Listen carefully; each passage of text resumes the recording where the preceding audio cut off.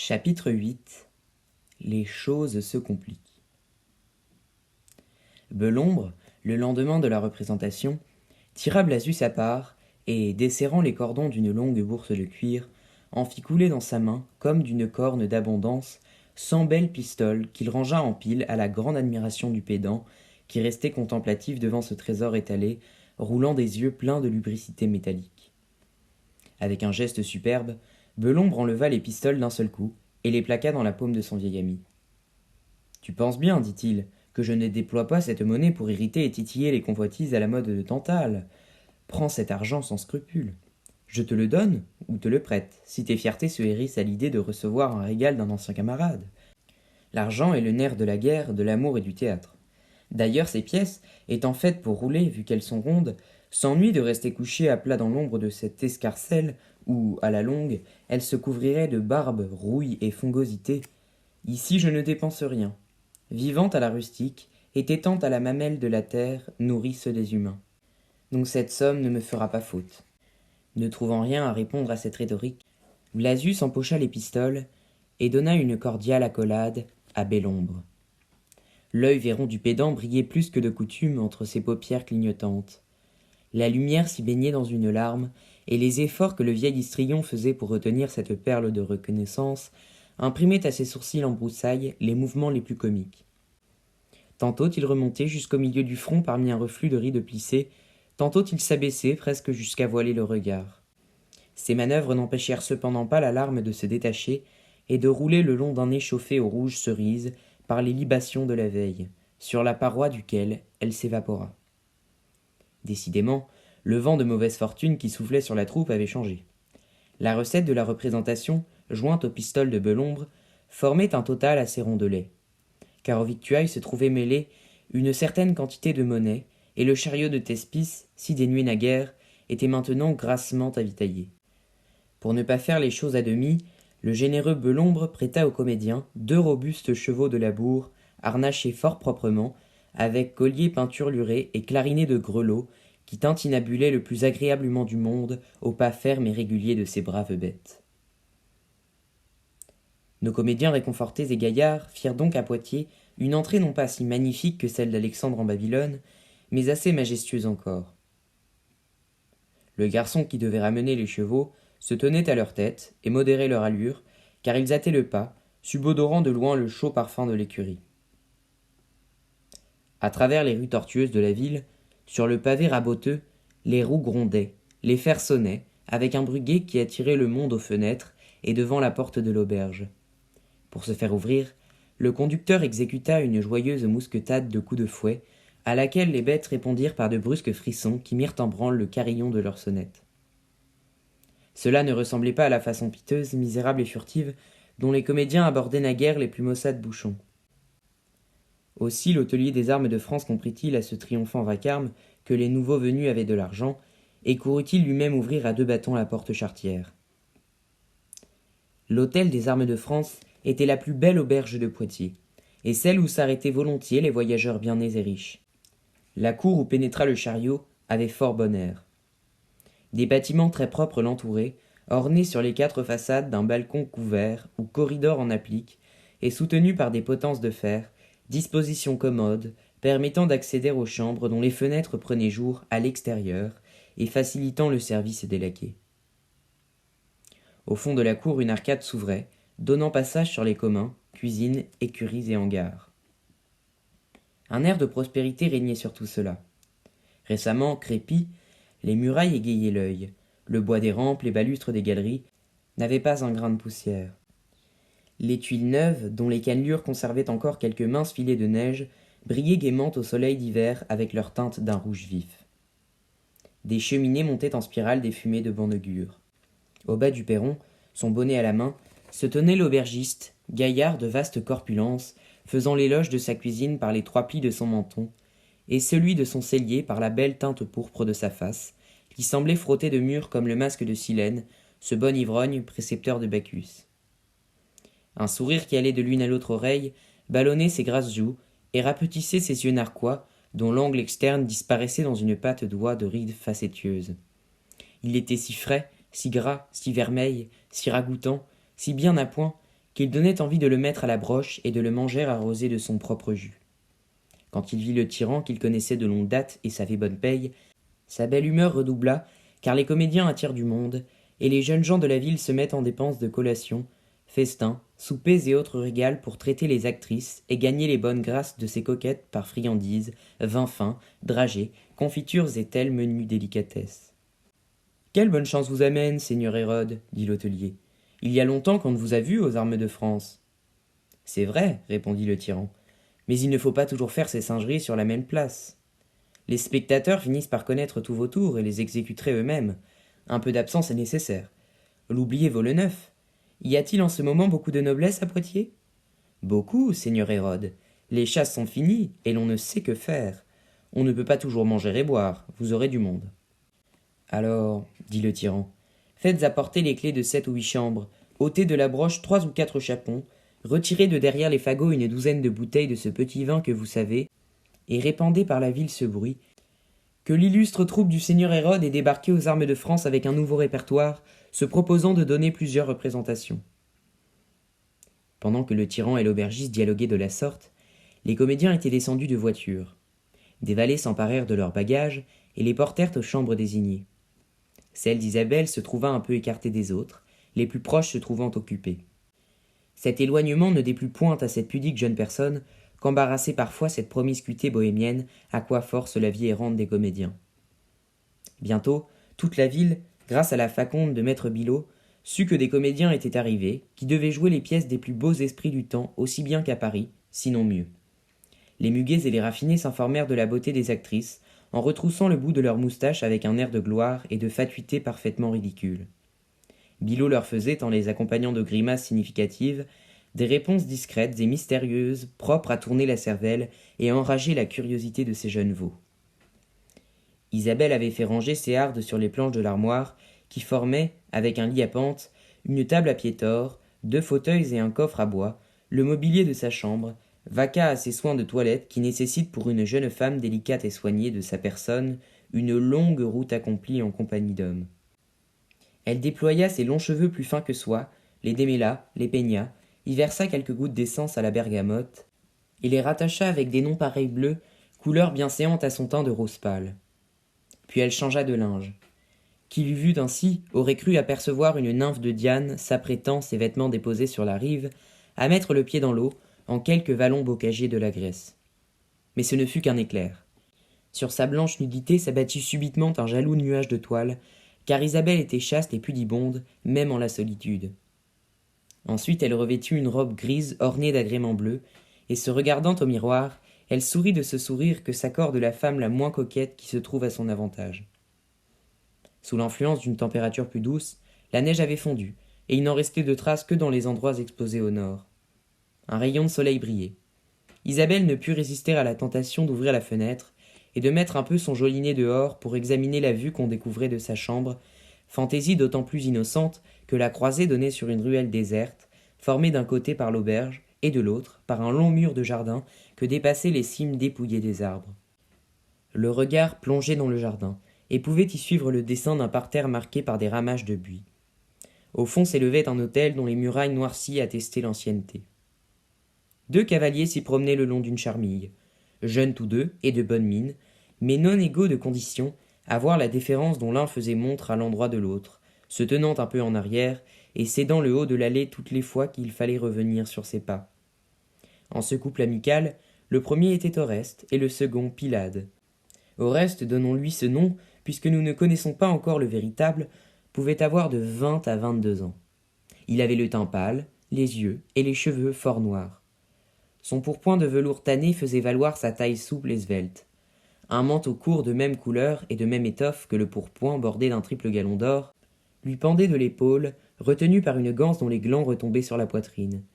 Des bottes molles en cuir blanc de Russie chaussaient ses pieds, que plus d'une femme eût jalousé pour leur petitesse et leur cambrure que faisait ressortir encore le talon haut de la botte. À l'aisance hardie de ses mouvements, à l'altière sécurité de son maintien, on devinait un grand seigneur, sûr d'être bien reçu partout, et devant qui la vie s'ouvrait sans obstacle. Pylade, roux de cheveux et de barbe, vêtu de noir de la tête aux pieds, n'avait pas à beaucoup près, quoique assez joli garçon de sa personne, la même certitude triomphante.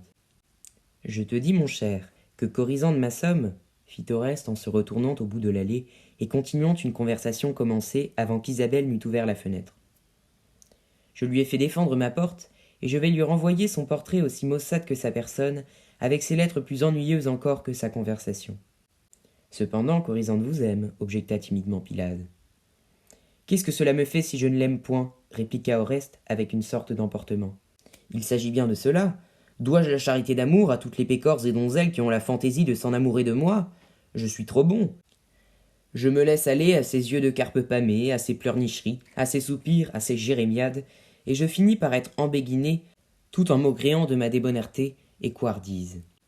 Désormais, je serai d'une férocité hircanienne, froid comme Hippolyte et fuyard des femmes, ainsi que Joseph. À droite, la putifare qui mettra la griffe sur le bord de mon manteau. Je me déclare d'ores et en avant misogyne, c'est-à-dire ennemi du cotillon, qu'il soit de camelot ou de taffetas. Foin des duchesses et des courtisanes, des bourgeoises et des bergères. Qui dit femme dit tracasserie, mécomptes ou aventures maussades. Je les hais de la coiffe au patin, et je vais me confier en chasteté comme un moignillon en sa capuce. Cette Corisande maudite m'a dégoûté de son sexe à tout jamais. J'y renonce. Oreste en était là de son discours. Lorsque, levant la tête, comme pour prendre le ciel à témoin de sa résolution, il aperçut par hasard Isabelle à la fenêtre. Il poussa le coude à son compagnon et lui dit « Avise là-bas à cette croisée, fraîche comme l'aurore à son balcon d'Orient, cette adorable et délicieuse créature qui semble déité plutôt que femme avec ses cheveux châtains cendrés, son clair visage et ses doux yeux. Quelle a bonne grâce, ainsi accoudée et un peu penchée en avant, ce qui fait voir à l'avantage sous la gaze de la chemisette les rondeurs de sa gorge ivoirine. Je gage qu'elle a le meilleur caractère et ne ressemble point aux autres femelles. Son esprit doit être modeste, aimable et poli, son entretien agréable et charmant. » Malpeste, répondit Pylade en riant. Quels bons yeux vous avez de découvrir tout cela d'ici? Moi je ne vois rien, sinon une femme à sa fenêtre, assez gentille pour dire vrai, mais qui n'a sans doute pas les incomparables perfections dont vous la dotez si libéralement. Oh, je l'aime déjà tout plein, j'en suis féru. Il me la faut, et je l'aurai, dussé-je pour y parvenir user les inventions les plus subtiles, vider mes coffres et pourfendre sans rivaux. Là, ne vous échauffez pas ainsi dans votre arnois, dit Pylade, vous pourriez en gagner une pleurésie. Mais qu'est devenue cette belle haine du sexe que vous affichez tout à l'heure avec tant de jactance? Il a suffi du premier minois pour la mettre en déroute. Quand je parlais et invectivais de la sorte, je ne savais point que cet ange de beauté existât, et tout ce que j'ai dit n'est que blasphème damnable, hérésie pure et monstruosité, que je supplie Vénus, déesse des amours, de me vouloir bien pardonner. Elle vous pardonnera, n'en doutez pas, car elle est indulgente aux amoureux folles, dont vous êtes digne de porter la bannière. Je vais ouvrir la campagne, fit Oreste, et déclarer courtoisement la guerre à ma belle ennemie. Cela disant, il s'arrêta, planta son regard droit sur Isabelle, ôta d'une façon aussi galante que respectueuse son feutre, dont la longue plume balaya la terre, et envoya du bout des doigts un baiser dans la direction de la fenêtre. La jeune comédienne qui vit l'action prit un air froid et composé, comme pour faire comprendre à cet insolent qu'il se trompait, referma la fenêtre et rabattit le rideau. « Voilà l'aurore cachée par un nuage, dit Pylade. Cela n'est pas de bon augure pour le reste de la journée. Je regarde au contraire comme un signe favorable que la belle se soit retirée. Quand le soldat se dérobe derrière le créneau de la tour, cela veut dire que la flèche de l'assiégeant a porté. Elle en a dans l'aile, te dis-je, et ce baiser la forcera de penser à moi toute la nuit, ne fût-ce que pour m'injurier et me taxer d'effronterie, défaut qui ne déplaît pas aux femmes. Il y a maintenant quelque chose entre moi et cet inconnu. C'est un fil bien ténu, mais que j'enforcerai de manière à faire une corde pour monter au balcon de l'infante. Vous savez à merveille les théories et stratagèmes d'amour, dit Pylade respectueusement. Je m'en pique quelquefois, répondit Oreste. Et maintenant rentrons. La belle effarouchée ne reparaîtra pas de sitôt. Ce soir, je mettrai mes grisons en campagne. Les deux amis remontèrent lentement les marches du vieil hôtel et disparurent. Revenons maintenant à nos acteurs. Il y avait non loin de l'auberge un jeu de paume merveilleusement propre à établir une salle de spectacle. Les comédiens le louèrent, et un maître menuisier de la ville, sous la direction du tyran, l'eut bientôt accommodé à sa nouvelle destination. Un peintre vitrier, qui se mêlait de barbouiller des enseignes et de blasonner des armoiries sur les carrosses, rafraîchit les décorations fatiguées et déteintes, et même en peignit une nouvelle avec assez de bonheur. La chambre où se déshabillaient et se réhabillaient les joueurs de paume fut disposée en foyer pour les comédiens avec des paravents qui entouraient les toilettes des actrices et formaient des espèces de loges. Toutes les places marquées étaient revenues d'avance, et la recette promettait d'être bonne. Quel dommage, disait le tyran à Blasius en énumérant les pièces qu'il serait bon de jouer. Quel dommage que Zerbine nous manque. Une soubrette est à vrai dire le grain de sel, mica salis, et le piment des comédies. Sa gaieté étincelante illumine la scène, elle ravive les endroits languissants, et force le rire qui ne veut point se décider, en montrant ses 32 perles orlées de carmin vif. Par son caquetage, son impertinence et sa lascivité, elle fait valoir les affaîtries pudiques, mollesses de langage et roucoulements de l'amoureuse. Les couleurs tranchées de sa cotte hardie amusent l'œil, et elle peut découvrir jusqu'aux jarretières où peu s'en faut une jambe fine moulée dans un bas rouge à coins d'or, perspective agréable aux jeunes comme aux vieux surtout dont elle réveille la salacité endormie. Certes, répondit Blasius, la soubrette est un condiment précieux, une boîte aux épices qui saupoudre à propos la fadeur des comédies du temps, mais il faut bien nous en passer. Ni Isabelle ni Séraphine ne peuvent remplir ce rôle. D'ailleurs, nous avons besoin d'une amoureuse et d'une grande coquette. Le diable soit de ce marquis de Bruyères qui nous a enlevé la perle, le phénix et le parangon des soubrettes en la personne de l'incomparable Zerbine. La conversation entre les deux comédiens en était là, quand une sonnerie argentine de grelots se fit entendre devant le porche de l'hôtel. Bientôt des pas vifs et cadencés tintèrent sur le pavé de la cour, et les causeurs s'accoudant à la balustrade de la galerie où ils se promenaient, aperçurent 3 mules harnachées à l'espagnol, avec plumées sur la tête, broderies, houppes de laine, grappes de clochettes et couvertures rayées. Le tout fort propre et magnifique, ne sentant en rien la bête de louage. Sur la première était monté un maraud de laquais, en livrée grise, portant le couteau de chasse à la ceinture et l'arquebuse en travers de l'arçon, l'air insolent comme un grand seigneur, et qui autrement vêtu eût bien pu passer pour maître. Il tirait après lui par une longue entortillée autour de son bras la seconde mule chargée de 2 énormes paquets équilibrés de chaque côté du bas et recouverts d'une cape de mouestrave à l'ancienne. La 3e mule, de meilleure mine et de plus fière allure encore que les 2 autres, portait une jeune femme chaudement embossée dans un manteau garni de fourrure et coiffée d'un chapeau de feutre gris à plumes rouges rabattu sur les yeux. « Eh » dit Blasius au tyran, « ce cortège ne te rappelle-t-il point quelque chose ? Il me semble que ce n'est pas la première fois que j'entends tinter ces grelots. » « Par saint Alipantin, répondit le tyran, ce sont les propres mules qui vinrent enlever Zerbine au carrefour de la Croix. Quand on parle du loup, on en voit la plume, interrompit Blasius. Ô jour 3 et 4 fois heureux, notable à la craie blanche, c'est bien la señora Zerbine elle-même. Elle saute à bas de sa monture avec ses mouvements coquins de hanche qui n'appartient qu'à elle, et jette sa manche au bras du laquais. La voilà qui ôte son feutre et secoue ses cheveux comme un oiseau ses plumes. Allons au-devant d'elle et dégringolons les montées 4 à 4. Blasius et le tyran descendirent dans la cour et rencontrèrent Zerbine au bas du perron. La joyeuse fille sauta au col du pédant et lui prenant la tête. « Il faut, s'écria-t-elle en joignant l'action à la parole, que je t'accole et baisse ton vieux masque à pleine bouche avec le même cœur que si tu étais un joli garçon pour la joie que j'ai de te revoir. Ne sois pas jaloux, Hérode, et ne fronce pas tes gros sourcils noirs comme si tu allais ordonner le massacre des innocents. Je vais t'embrasser aussi. J'ai commencé par Blasius parce que c'est le plus laid. » Zerbine accomplit loyalement sa promesse, car c'était une fille de parole et qui avait de la probité à sa manière. Donnant une main à chacun des 2 acteurs, elle monta dans la galerie, où maître Bilot lui fit préparer une chambre. À peine entrée, elle se jeta sur un fauteuil et se mit à respirer bruyamment comme une personne débarrassée d'un grand poids. « Vous ne sauriez imaginer, dit-elle aux 2 comédiens après un moment de silence, le plaisir que j'éprouve à me retrouver avec vous. N'allez pas croire pour cela que je sois amoureuse de vos vieux museaux usés par la céruse et le rouge. Je n'aime personne, Dieu merci. Ma joie tient à ce que je rentre dans mon élément, et l'on est toujours mal hors de son élément. L'eau ne convient pas aux oiseaux non plus que l'air aux poissons. Les uns s'y noient et les autres y étouffent. Je suis comédienne de nature, et le théâtre est mon atmosphère. Là seulement je respire à mon aise. L'odeur des chandelles fumeuses ne vaut mieux que civette, benjoin, ambre gris, musc et peau d'Espagne. Le relent des coulisses flaire à mon nez comme baume. Le soleil m'ennuie, et la vie réelle me semble plate. Il me faut des amours imaginaires à servir, et pour déployer mon activité le monde d'aventures romanesques qui s'agitent dans les comédies. Depuis que les poètes ne me prêtent plus leur voix, je me fais l'effet d'être muette. Donc, je viens reprendre mon emploi. J'espère que vous n'avez engagé personne pour me remplacer. On ne me remplace pas, d'ailleurs. Si cela était, j'aurais bientôt mis les griffes au visage de la gaupe, et je lui casserais les 4 dents de devant sur le rebord des tréteaux. Quand on empiète sur mes privilèges, je suis méchante comme un diable. « Tu n'auras besoin, dit le tyran, de te livrer à aucun carnage. Nous n'avons pas de soubrette. C'est Léonard qui jouait tes rôles en vieilli et tourné à la duègne. Métamorphose assez triste et maussade, à quoi nous obligeait la nécessité.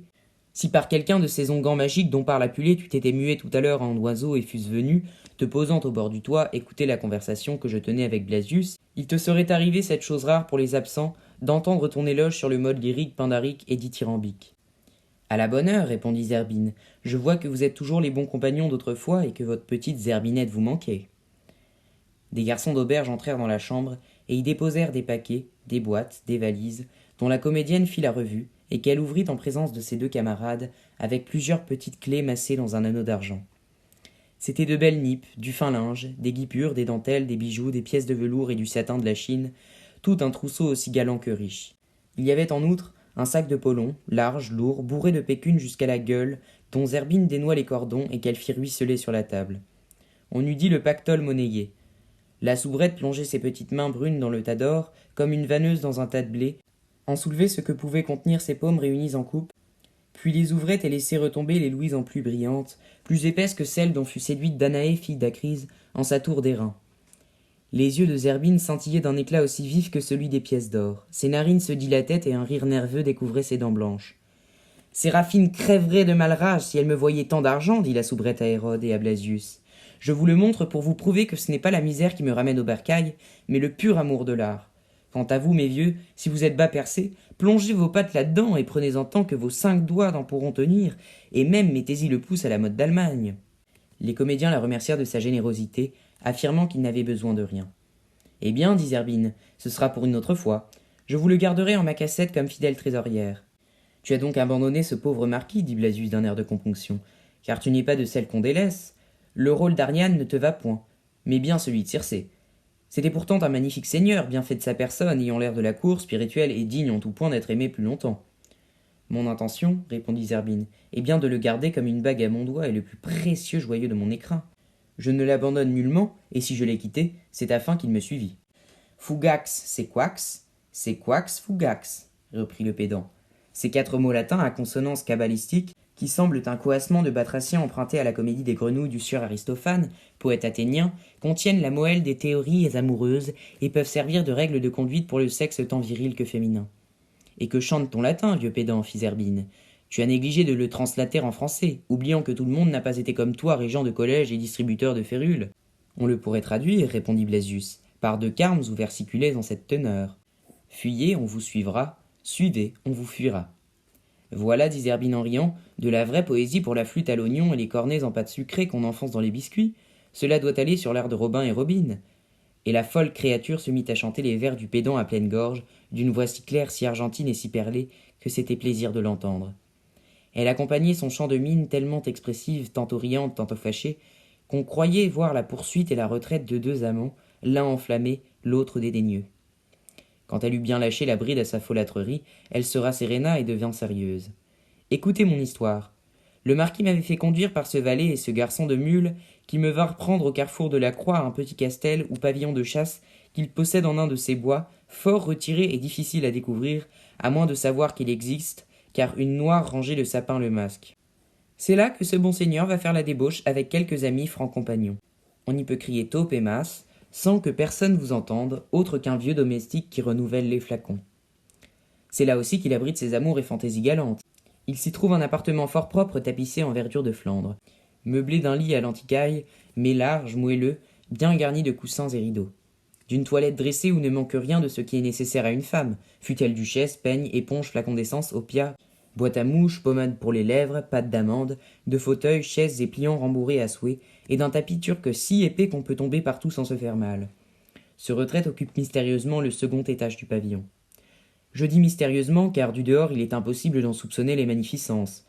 Le temps a noirci les murs qui sembleraient près de tomber en ruine, sans un lierre qui les embrasse et les soutient. En passant devant le castel, on le croirait inhabité. Les volets et tentures des fenêtres empêchent, le soir, la lumière des cires et du feu de se répandre sur la campagne. Ce serait là, interrompit le tyran, une belle décoration pour un 5e acte de tragicomédie. On pourrait s'égorger à loisir en une telle maison.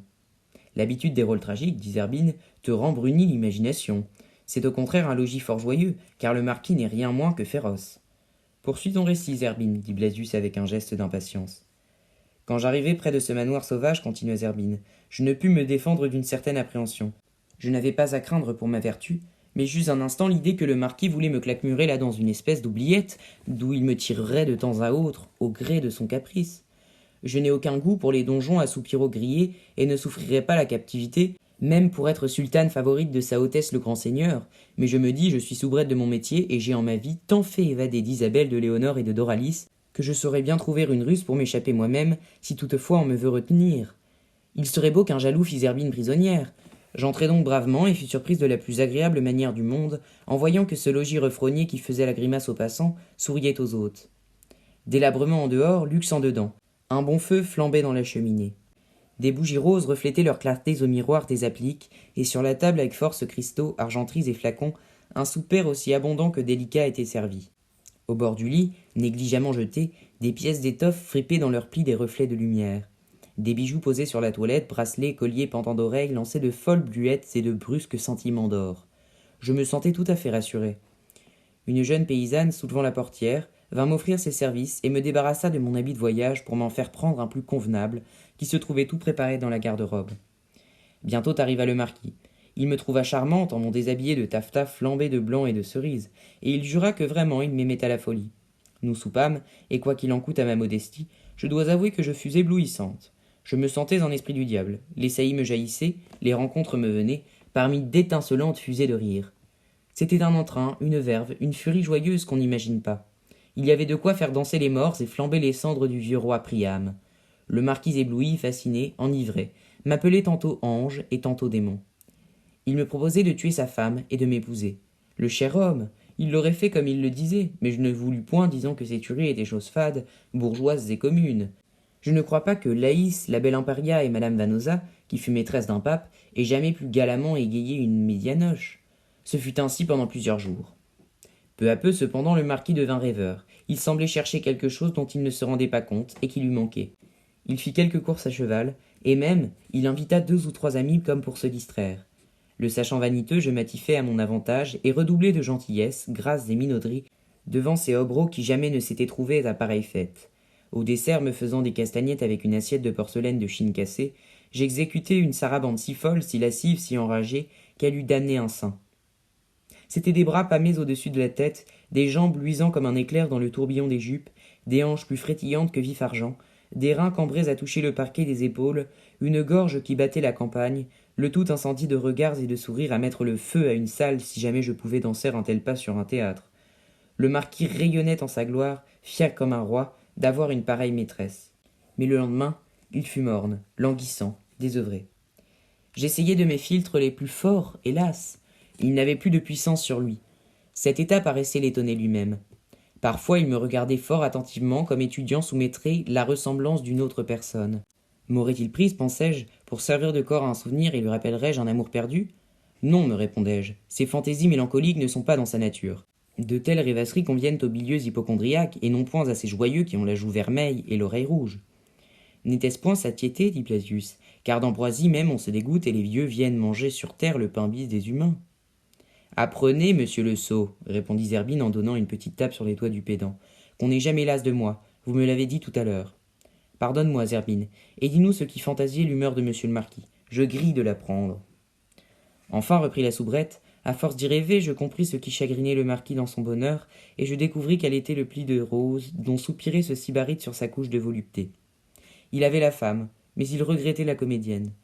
Cet aspect brillant que donnent les lumières, le phare, les costumes, la diversité et l'action des rôles s'était évanoui, comme s'éteint la splendeur factice de la scène quand le moucheur souffle les chandelles. En rentrant dans la coulisse, j'avais perdu pour lui une partie de mes séductions. Il ne lui restait plus que Zerbin. Ce qu'il aimait en moi, c'était Lisette, c'était Marton, c'était Marinette. L'éclair du sourire et de l'œil, la réplique alerte, le minois effronté, l'ajustement fantasque, le désir et l'admiration du public. Il cherchait à travers mon visage de ville, mon visage de théâtre, car nous autres actrices, quand nous ne sommes pas laides, nous possédons 2 beautés, l'une composée et l'autre naturelle, un masque et une figure. Souvent c'est le masque qu'on préfère, encore que la figure soit jolie. Ce que souhaitait le marquis, c'était la soubrette qu'il avait vue dans les rodomontades du capitaine Matamor, et que je ne lui représentais qu'à demi. Le caprice qui attache certains seigneurs à des comédiennes est beaucoup moins sensuel qu'on ne pense. C'est une passion d'esprit plutôt que de corps. Ils croient atteindre l'idéal en étreignant le réel, Mais l'image qu'ils poursuivent leur échappe. Une actrice est comme un tableau qu'il faut contempler à distance et sous le jour propice. Si vous approchez, le prestige se dissipe. Moi-même, je commençais à m'ennuyer. J'avais bien souvent désiré d'être aimé d'un grand, d'avoir de riches toilettes, de vivre sans souci dans les recherches et les délicatesses du luxe, et souvent il m'était arrivé de maudire ce sort rigoureux qui me forçait d'errer de bourg en ville, sur une charrette, suant l'été, gelant l'hiver, pour faire mon métier de baladine. J'attendais une occasion d'en finir avec cette vie misérable, ne me doutant pas que c'était ma vie propre, ma raison d'être, mon talent, ma poésie, mon charme et mon lustre particulier. Sans ce rayon d'art qui me dore un peu, je ne serais qu'une drôlesse vulgaire comme tant d'autres. Thalie, déesse vierge, me sauvegarde de sa livrée, et les vers des poètes charbon de feu, touchant mes lèvres, les purifient de plus d'un baiser lascif et mignard. Mon séjour dans le pavillon du marquis m'éclaira. Je compris que ce brave gentilhomme n'était pas épris seulement de mes yeux, de mes dents, de ma peau, mais bien de cette petite étincelle qui brille en moi et me fait applaudir. Un beau matin, je lui signifiai tout net que je voulais reprendre ma volée, et que cela ne me convenait point d'être à perpétuité la maîtresse d'un seigneur, que la première venue pouvait bien le faire, et qu'il m'octroya gracieusement mon congé, lui affirmant d'ailleurs que je l'aimais bien, et que j'étais parfaitement reconnaissante de ses bontés. Le marquis parut d'abord surpris, mais non fâché, et après avoir réfléchi quelque peu, il dit « Qu'allez-vous faire, mignonne ?» Je lui répondis « Rattraper en route la troupe d'Hérode, ou la rejoindre à Paris si elle y est déjà. Je veux reprendre mon emploi de soubrette. Il y a longtemps que je n'ai dupé de Géronte. » Cela fit rire le marquis. « Eh bien, dit-il, partez en avant avec l'équipage de mules que je mets à votre disposition. Je vous suivrai sous peu. J'ai quelques affaires négligées qui exigent ma présence à la cour, et il y a longtemps que je me rouille en province. Vous me permettrez bien de vous applaudir, et si je gratte à la porte de votre loge, vous m'ouvrirez, je pense. » Je pris un petit air pudibond, mais qui n'avait rien de désespérant. « Ah, monsieur le marquis, que me demandez-vous là ?» Bref, après les adieux les plus tendres, j'ai sauté sur ma mule, et me voici aux armes de France. « Mais, dit Hérode d'un ton de doute, si le marquis ne venait pas, tu serais furieusement attrapé. » Cette idée parut si bouffonne à Zerbine qu'elle se renversa dans son fauteuil et se mit à rire à gorge déployée en se tenant les côtes. « Le marquis ne peut pas venir, s'écria-t-elle, lorsqu'elle eut repris son sang-froid. Tu peux faire retenir son appartement d'avance. Toute ma crainte était qu'en son ardeur il ne m'eût dépassé. Ah ça, tu doutes de mes charmes, tyran aussi imbécile que cruel. Décidément les tragédies t'abrutissent. Tu avais plus d'esprit autrefois. » Léandre, Scapin, qui avait appris par les valets l'arrivée de Zerbine, entrèrent dans la chambre et la complimentèrent. Bientôt parut dame Léonarde, dont les yeux de chouette flamboyèrent à la vue de l'or et des bijoux étalés sur la table. Elle se montra auprès de Zerbine de l'obséquiosité la plus basse. Isabelle vint aussi, et la soubrette lui fit cadeau gracieusement d'une pièce de taffetas. Séraphine seule resta renfermée chez elle. Son amour-propre n'avait pu pardonner à sa rivale l'inexplicable préférence du marquis. On dit à Zerbine que Matamor avait été gelé en route, mais qu'il était remplacé par le baron de Sigognac, lequel prenait pour nom de théâtre le titre bien accommodé à l'emploi de capitaine Fracasse. « Ce me sera un grand honneur de jouer avec un gentilhomme dont les aïeux allèrent aux croisades, dit Zerbine, et je tâcherai que le respect n'étouffe point en moi la verve. Heureusement que je suis maintenant habitué aux personnes de qualité. » Sur ce, Sigognac entra dans la chambre. Zerbine, pliant le jarret de manière à faire bouffer amplement ses jupes, lui adressa une belle révérence de cour bien proportionnée et cérémonieuse. « Ceci, dit-elle, est pour monsieur le baron de Sigognac, et voici pour le capitaine Fracasse, mon camarade, » ajouta-t-elle en le baisant fort vivement sur les deux joues, ce qui faillit décontenancer Sigognac, peu accoutumé encore à ses libertés de théâtre, et que troublait d'ailleurs la présence d'Isabelle. Le retour de Zerbine permettait de varier agréablement le répertoire, et toute la troupe, à l'exception de Séraphine, était on ne peut plus satisfaite de la revoir. Maintenant que la voilà bien installée dans sa chambre, au milieu de ses joyeux camarades, informons-nous d'Oreste et de Pylade, que nous avons laissés rentrant chez eux après leur promenade au jardin. Oreste, c'est-à-dire le jeune duc de Vallombreuse, car tel était son titre, ne mangea que du bout des dents, et plus d'une fois oublia sur la table le verre que le laquais venait de remplir, tant il avait l'imagination préoccupée de la belle femme aperçue à la fenêtre. Le chevalier de Vidalinck, son confident, essayait vainement de le distraire. Vallombreuse ne répondait que par monosyllabes aux plaisanteries amicales de son Pylade. Dès que le dessert fut enlevé, le chevalier dit au duc « Les plus courtes folies sont les meilleures, pour que vous ne pensiez plus à cette beauté. Il ne s'agit que de vous en assurer la possession. Elle sera bientôt à l'état de Corisande. Vous avez le naturel de ces chasseurs qui du gibier n'aiment que la poursuite et la pièce tuée ne la ramassent même point. Je vais aller faire une battue pour vous rabattre l'oiseau vers au filet. » « Non pas, reprit Vallombreuse. J'irai moi-même. Comme tu l'as dit, la poursuite seule m'amuse, et je suivrai jusqu'au bout du monde la plus chétive bête de poil ou de plume, de remise en remise, jusqu'à tomber mort de fatigue. Ne m'ôte pas ce plaisir. » Oh, si j'avais le bonheur de trouver une cruelle, je crois que je l'adorerais, mais il n'en existe pas sur le globe terraqué. Si l'on ne savait vos triomphes, dit Vidalinck, on pourrait sur ce propos vous taxer de fatuité, mais vos cassettes pleines de billets doux, portraits, nœuds de ruban, fleurs séchées, mèches de cheveux noirs, blonds ou roux, et tel autre gage d'amour, montrent bien que vous êtes modeste en parlant ainsi. Peut-être allez-vous être servi à souhait, car la dame de la fenêtre me semble sage, pudique et froide à merveille. Nous verrons bien. Maître Bilot cause volontiers, il écoute aussi, et c'est l'histoire des personnes qui logent dans son auberge. Allons boire chez lui un flacon de vin des Canaries. Je le ferai causer et il nous renseignera sur cette infante en voyage. Quelques minutes après, les deux jeunes gens entraient aux armes de France et demandaient maître Bilot. Le digne aubergiste, connaissant la qualité de ses hôtes, les conduisit lui-même en une chambre basse bien tendue, où brillait dans une cheminée à large manteau un feu pétillant et clair. Il prit des mains du sommelier la bouteille grise de poussière et tapissée de toile d'araignée, la décoiffa de son casque de cire avec des précautions infinies, extirpa du goulot sans secousse le bouchon tenace, et d'une main aussi ferme que si elle eût été coulée en bronze, versa un fil de liqueur blond, comme la topaze, dans les verres de Venise à pied en spirale que lui tendaient le duc et le chevalier. En faisant ce métier des chansons, Bilote affectait une religieuse gravité, on eût dit un prêtre de Bacchus officiant et célébrant les mystères de la dive bouteille. Il ne lui manquait que d'être couronné de lierre ou de pampre. Ces cérémonies augmentaient la valeur du vin qu'il servait, lequel était réellement fort bon, et plus digne d'une table royale que d'un cabaret. Il allait se retirer, quand Vallombreuse d'un clin d'œil mystérieux l'arrêta sur le seuil. Maître Bilot, lui dit-il, prenez un verre au dressoir et buvez à ma santé une rasade de ce vin. Le ton n'admettait pas de réplique, et d'ailleurs, Bilot ne se faisait pas prier pour aider un hôte à consommer les trésors de son cellier. Il éleva son verre en saluant et en vida le contenu jusqu'à la dernière perle. Bon vin, dit-il avec un friand clappement de langue contre le palais, puis il resta debout la main appuyée au rebord de la table, les yeux fixés sur le duc, attendant ce qu'on voulait de lui. As-tu beaucoup de monde dans ton auberge dit Vallombreuse. Et de quelle sorte Bilote allait répondre, mais le jeune duc prévint la phrase de l'hôtelier et continua. À quoi bon financer avec un vieux mécréant tel que toi? Quelle est la femme qui habite cette chambre dont la fenêtre donne sur la ruelle en face l'hôtel Vallombreuse, la troisième croisée en partant de l'angle du mur? Réponds vite, tu auras une pièce d'or par syllabe. À ce prix, dit Bilot avec un large rire, il faudrait être bien vertueux pour employer le style laconique tant estimé des anciens. Cependant, comme je suis tout dévoué à votre seigneurie, je n'userai que d'un seul mot. Isabelle.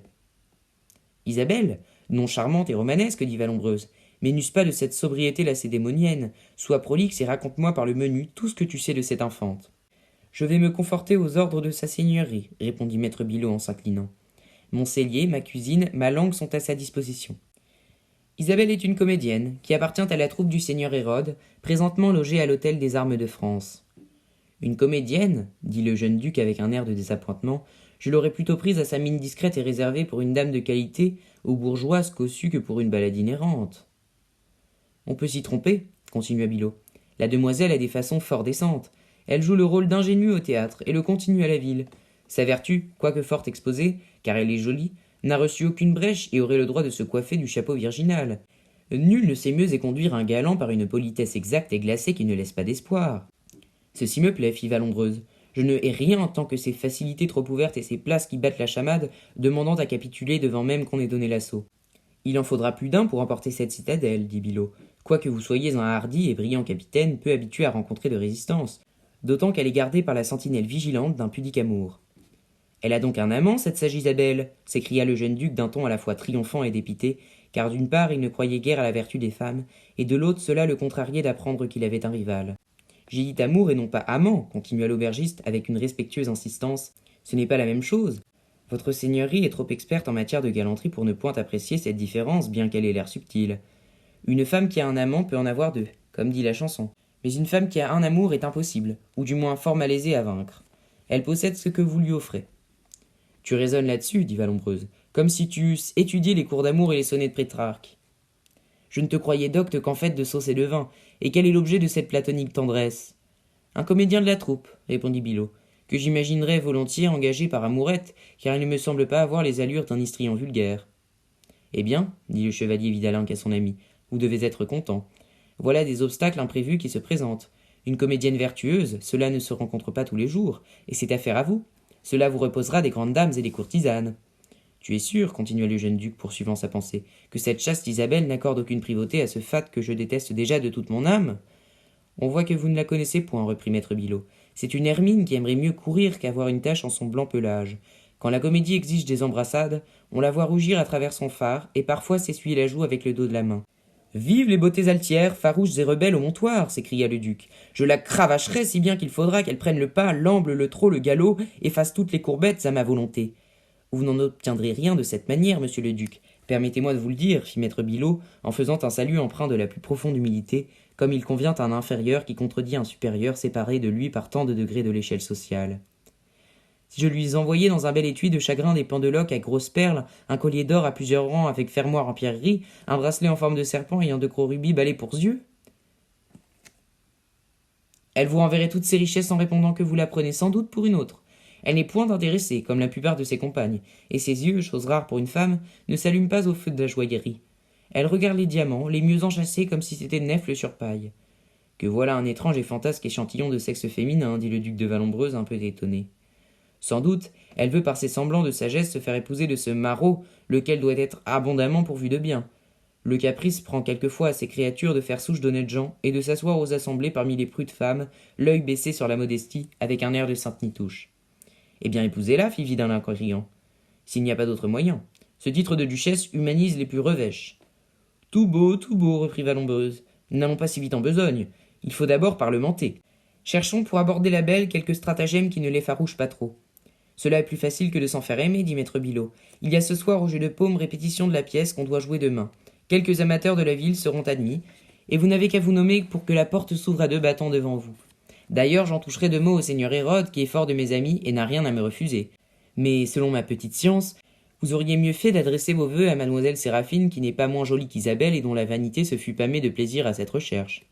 C'est d'Isabelle que je suis affolé, fit le duc d'un petit ton sec, qu'il savait prendre admirablement et qui tranchait tout.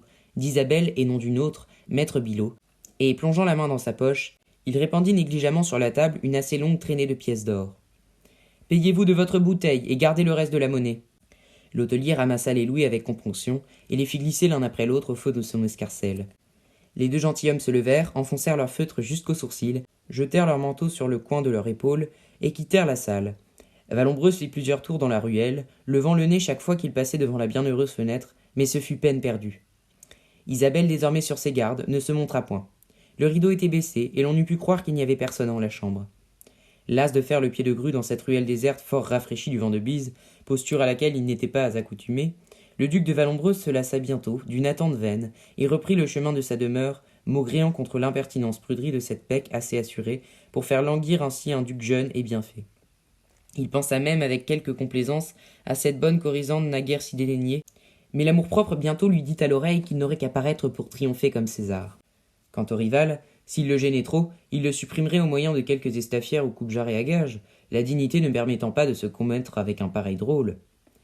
Il est vrai, Vallombreuse n'avait pas aperçu Isabelle retirée au fond de son appartement, mais pendant sa faction dans la ruelle, un œil jaloux l'épiait à travers la vitre d'une autre fenêtre, celui de Sigognac à qui les allures émenaient du personnage déplaisaient fort.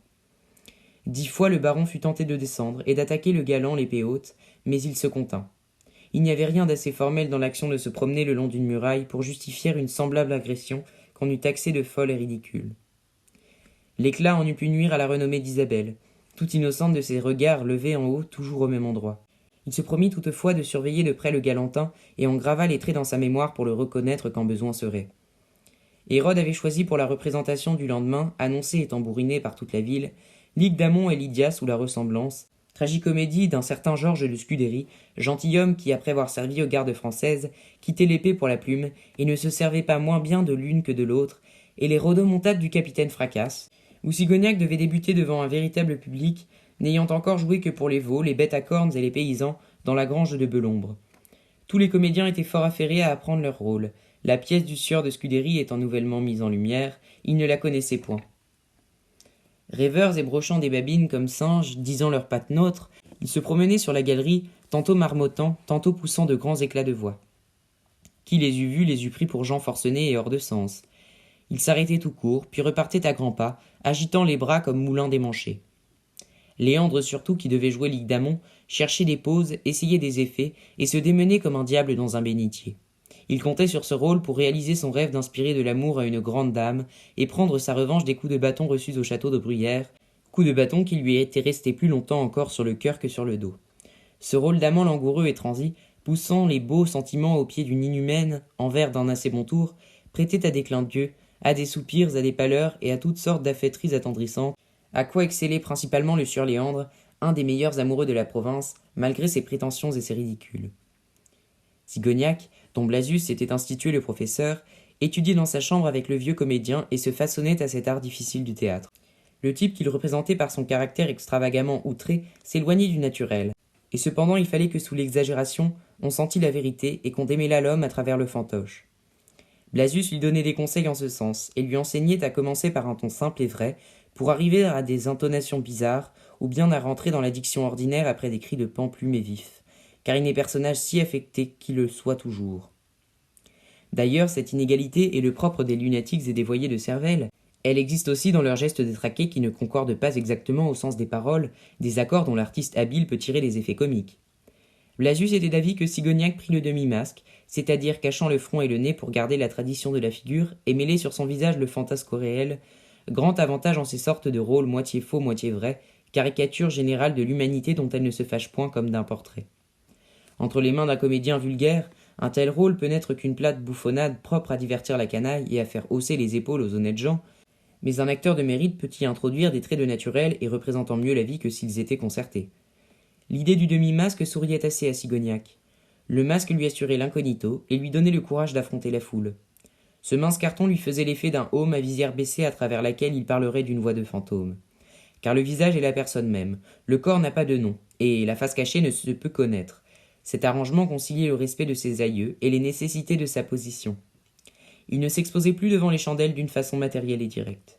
Il n'était ainsi que l'âme inconnue, vivifiant une grande marionnette, nervis alienis mobile lignum, seulement il habitait l'intérieur de cette marionnette au lieu d'en tirer extérieurement les fils. Sa dignité n'avait rien à souffrir de ce jeu. Blasius, qui aimait fort Sigognac, modela lui-même le masque de façon à lui composer une physionomie de théâtre tout à fait différente de sa physionomie de ville. Un nez rehaussé, constellé de verrues et rouge du bout comme une guigne, des sourcils circonflexes et dont le poil se rebroussait en virgule, une moustache aux pointes effilées et se recourbant comme les cornes de la lune, rendait méconnaissables les traits réguliers du jeune baron. Cet appareil disposé comme un chanfrein ne couvrait que le front et la protubérance nasale, mais tout le reste du visage en était changé. On se rendit à la répétition, qui devait être en costume, pour qu'on pût bien se rendre compte de l'effet général. Pour ne pas traverser la ville en carême prenant, les comédiens avaient fait porter leurs habits au jeu de paume, et les actrices s'accommodaient dans la salle que nous avons décrite. Les gens de condition, les galantins, les beaux esprits de l'endroit avaient fait rage pour pénétrer dans ce temple, ou plutôt sacristie de Thalie où les prêtresses de la Muse se revêtaient de leurs ornements pour célébrer les mystères. Tous faisaient les empressés auprès des comédiennes. Les uns leur présentaient le miroir, les autres approchaient les bougies afin qu'elles se vissent mieux. Celui-ci donnait son opinion sur la place d'un nœud de ruban, celui-là tendait la boîte à poudre. Un autre plus timide restait assis sur un coffre, branlant les jambes, sans dire mot, et filant sa moustache par manière de contenance. Chaque comédienne avait son cercle de courtisans, dont les yeux goulus cherchaient fortune dans les trahisons et les hasards de la toilette. Tantôt le peignoir, glissant à propos, découvrait un dos lustré comme un marbre, tantôt c'était un demi-globe de neige ou d'ivoire qui s'impatientait des rigueurs du corset et qu'il fallait mieux coucher dans son nid de dentelle, ou bien encore un beau bras qui, se relevant pour ajuster quelque chose à la coiffure, se montrait nu jusqu'à l'épaule. Nous vous laisserons à penser que de madrigaux, de compliments et de fadeurs mythologiques arracha à ces provinciaux la vue de pareils trésors. Zerbine riait comme une folle d'entendre ces sottises. Séraphine, plus vaniteuse que spirituelle, s'en délectait.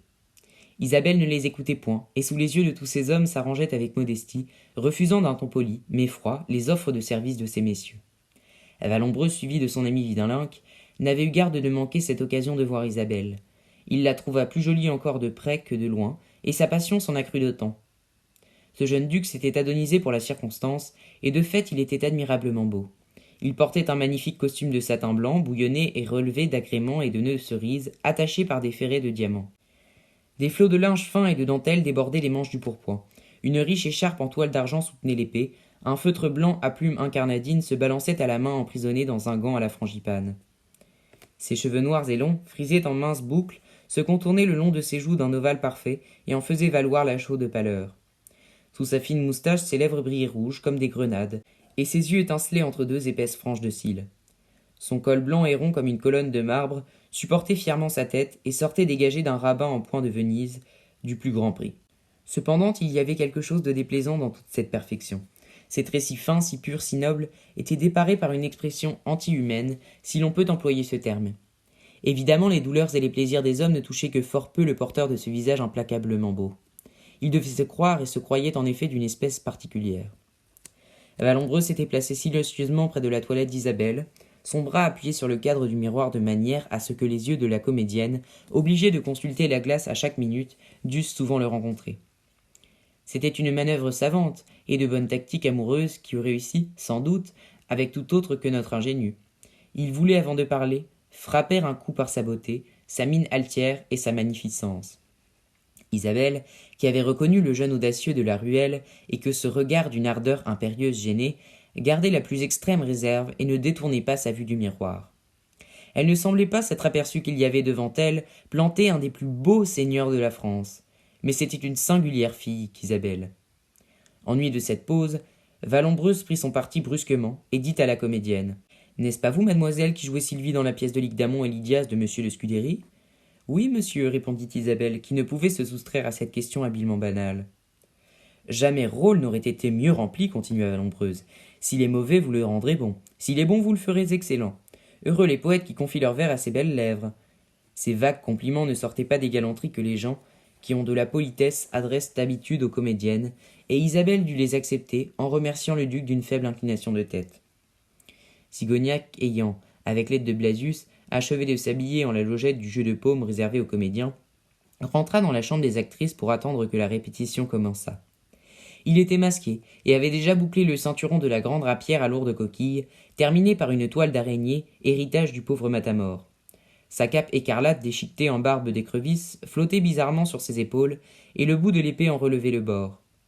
Pour se conformer à l'esprit de son rôle, il marchait la hanche en avant et fendu comme un compas d'un air outrageux et provoquant, comme il sied à un capitaine fracasse.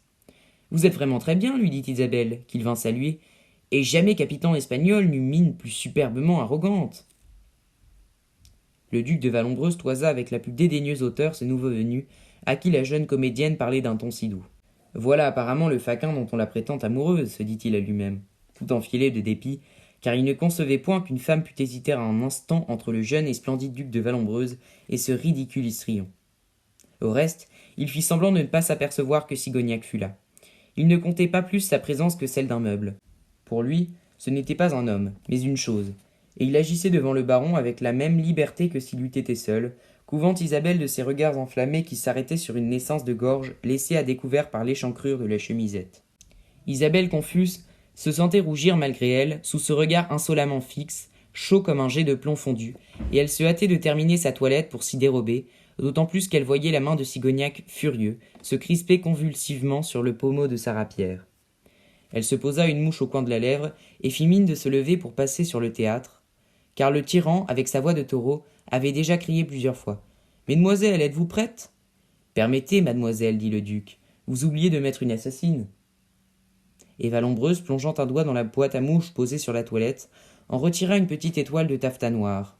« Souffrez, continua-t-il, que je vous la pose, ici, tout près du sein. Elle en relèvera la blancheur et paraîtra comme un grain de beauté naturelle. » L'action accompagna le discours si vite qu'Isabelle, effarouchée de cette outrecuidance, eut à peine le temps de se renverser le dos sur sa chaise pour éviter l'insolent contact. Mais le duc n'était pas de ceux qui s'intimidaient aisément, et son doigt moucheté allait effleurer la gorge de la jeune comédienne lorsqu'une main de fer s'abattit sur son bras et le maintint comme dans un étau. Le duc de Vallombreuse, transporté de rage, retourna la tête et vit le capitaine Fracasse campé dans une pose qui ne sentait point son poltron de comédie. « Monsieur le duc, dit Fracasse en tenant toujours le poignet de Vallombreuse, mademoiselle pose ses mouches elle-même. Elle n'a besoin des services de personne. » Cela dit, il lâcha le bras du jeune seigneur, dont le premier mouvement fut de chercher la garde de son épée.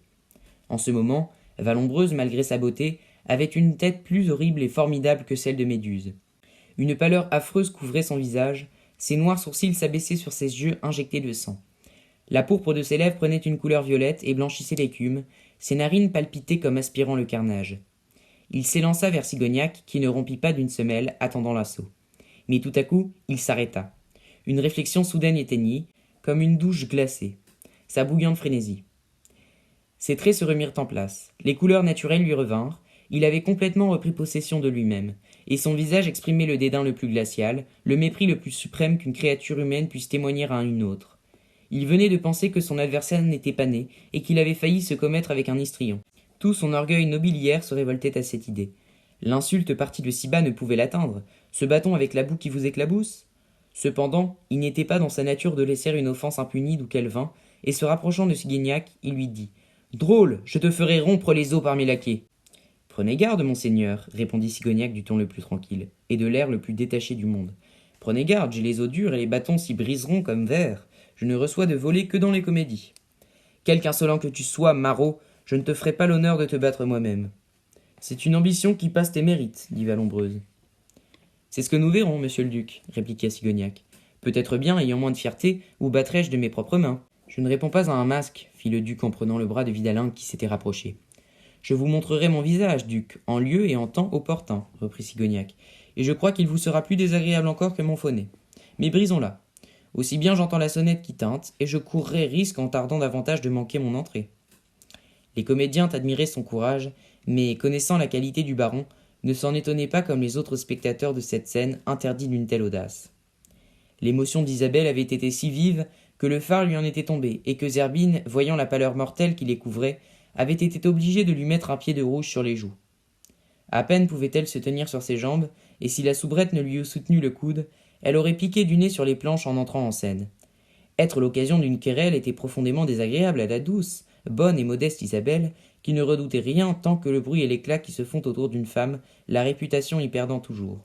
D'ailleurs, quoique résolue à ne lui point céder, elle aimait tendrement Sigognac, et la pensée d'un guet-apens, ou tout au moins d'un duel, à quoi il était exposé, la troublait plus qu'on ne saurait dire.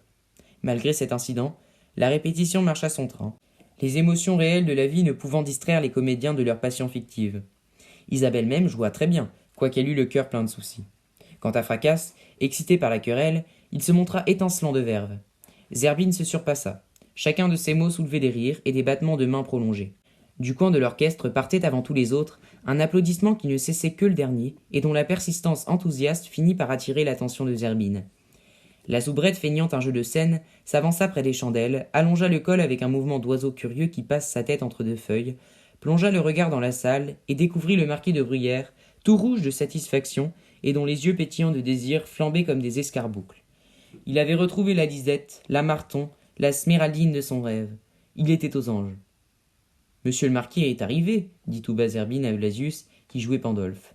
Dans l'intervalle d'une demande à une réplique avec cette voix à boucle close, que les acteurs savent prendre lorsqu'ils causent entre eux sur le théâtre et ne veulent point être entendus par le public. Vois comme il jubile, comme il rayonne, comme il est passionné. Il ne se tient pas d'aise, et n'était la vergogne, il sauterait par-dessus la rampe pour me venir embrasser devant tout le monde. Ah, monsieur de Bruyères, les soubrettes vous plaisent. Eh bien, l'on vous en fricassera avec sel, piment et muscade. À partir de cet endroit de la pièce, Zerbine fit feu des 4 pieds, et joua avec une verve enragée. Elle semblait lumineuse à force de gaieté, d'esprit et d'ardeur. Le marquis comprit qu'il ne pourrait plus se passer désormais de cette âcre sensation. Toutes les autres femmes dont il avait eu les bonnes grâces et qui l'opposaient en souvenir à Zerbine lui parurent ternes, ennuyeuses et fades. La pièce de monsieur de Scudéry qu'on répéta ensuite fit plaisir quoique moins amusante, et Léandre, chargé du rôle de Lydamon, y fut charmant. Mais puisque nous sommes sur le talent de nos comédiens, laissons-les à leurs affaires et suivons le duc de Vallombreuse et son ami Vidalinque. Outré de fureur après cette scène où il n'avait pas eu l'avantage, le jeune duc était rentré à l'hôtel Vallombreuse avec son confident méditant 1000 projets de vengeance. Les plus doux ne tendaient à rien moins qu'à faire bâtonner l'insolent capitaine, jusqu'à le laisser pour mort sur la place. Vidalinque cherchait en vain à le calmer. Le duc se tordait les mains de rage et courait par la chambre comme un forcené, donnant des coups de poing au fauteuil, qui tombait comiquement les 4 fers en l'air, renversant les tables et faisant pour passer sa fureur toutes sortes de dégâts. Puis il saisit un vase du Japon et le lança contre le parquet, où il se brisa en 1000 morceaux. « Oh » s'écriait-il, « je voudrais pouvoir casser ce drôle comme ce vase et le piétiner et en balayer les restes aux ordures. Un misérable qui ose s'interposer entre moi et l'objet de mon désir. S'il était seulement gentilhomme, je le combattrais à l'épée, à la dague, au pistolet, à pied, à cheval, jusqu'à ce que j'aie posé sur le pied sur sa poitrine et craché à la face de son cadavre. » Peut-être l'est-il, fit Vidalinque. Je le croirais assez à son assurance. Maître Billaud a parlé d'un comédien qui s'était engagé par amour et qu'Isabelle regardait d'un œil favorable. Ce doit être celui-là, si j'en juge à sa jalousie et au trouble de l'enfante. Y penses-tu, reprit Vallombreuse. Une personne de condition se mêler à ces baladins, monter sur les tréteaux, se barbouiller de rouge, recevoir des nasardes et des coups de pied au derrière. Non, cela est par trop impossible. Jupiter s'est bien mué en bête et même en mari pour jouir de mortels, répondit Vidalinck. Dérogation plus forte à la majesté d'un dieu olympien que jouer la comédie à la dignité d'un noble. N'importe, dit le duc en appuyant le pouce sur un timbre. Je vais d'abord punir l'histrion, sauf à châtier plus tard l'homme, s'il y en a un derrière ce masque ridicule. S'il n'y en a un, n'en doutez pas, reprit l'ami de Vallombreuse. Ses yeux brillaient comme des lampes sous le crin de ses sourcils postiches, et malgré son nez de carton barbouillé de cinabre, il avait l'air majestueux et terrible, chose difficile en cet accoutrement. Tant mieux, dit Vallombreuse. Ma vengeance ainsi ne donnera pas de coup d'épée dans l'eau et rencontrera une poitrine devant ses coups. Un domestique entra, s'inclina profondément, et dans une immobilité parfaite attendit les ordres du maître. Fais lever s'ils sont couchés. Basque, Azolan, Mérindole et Labriche, dis-leur de s'armer de bons gourdins et d'aller attendre à la sortie du jeu de paume, où sont les comédiens d'Hérode, un certain capitaine Fracasse. Qu'il l'assaille, le gourme et le laisse sur le carreau sans le tuer pourtant. On pourrait croire que j'en ai peur. Je me charge des suites. En le bâtonnant, qu'on lui crie. De la part du duc de Vallombreuse, afin qu'il n'en ignore. Cette commission, d'une nature assez farouche et truculente, ne parut pas surprendre beaucoup le laquais, qui se retira en assurant à monsieur le duc que ses ordres allaient être exécutés sur l'heure. Cela me contrarie, dit Vidalinck, lorsque le valet se fut retiré, que vous fassiez traiter de la sorte ce baladin, qui, après tout, a montré un cœur au-dessus de son état. Voulez-vous que, sous un prétexte ou l'autre, j'aille lui chercher querelle et que je le tue? Tous les sangs sont rouges quand on les verse, quoiqu'on dise que celui des nobles soit bleu. Je suis de bonne et ancienne souche, mais non d'un rang si grand que le vôtre, et ma délicatesse ne craint pas de se commettre. Dites un mot et j'y vais. Ce capitaine me semble plus digne de l'épée que du bâton. Je te remercie, répondit le duc, de cette offre qui me prouve la fidélité parfaite avec laquelle tu entres dans mes intérêts, mais je ne saurais pourtant l'accepter. Ce faquin a osé me toucher. Il convient qu'il expie ignominieusement ce crime. S'il est gentilhomme, il trouvera à qui parler. Je réponds toujours quand on m'interroge avec une épée. Comme il vous plaira, monsieur le duc, dit Vidalinck en allongeant ses pieds sur un tabouret, comme un homme qui n'a plus qu'à laisser aller les choses. À propos, savez-vous que cette Séraphine est charmante? Je lui ai dit quelques douceurs, et j'en ai déjà obtenu un rendez-vous. Maître Billaud avait raison.